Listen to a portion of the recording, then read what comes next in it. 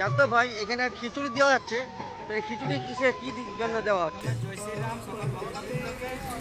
আজকে আমাদের রামনবমী যা ছিল, তার রামনবমীর আজকে আমাদের অষ্টমঙ্গলা। সেই অষ্টমঙ্গলা উপলক্ষে আজ আমরা যতটুকু সমর্থ আমাদের কুলিক মাঝপাড়া আদি সৌরহানা মহাবীর সমিতির কমিটির পক্ষ থেকে যতটুকু সম্ভব আজ আমরা একটু খিচুড়ির ব্যবস্থা করেছি।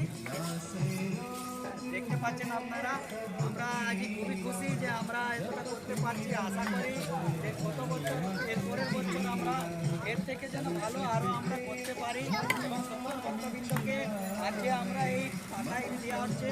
আগে বছর থেকে ভগবানের আমাদের উপর কৃপা যদি থাকে তাহলে আমরা আগে বছর থেকে বসিয়ে নিয়ে আমরা সবকে প্রসাদ খাওয়ার ব্যবস্থা করি। খিচুড়ি প্রসাদ মানে প্রসাদ তো প্রসাদে হয়, প্রসাদের কোনো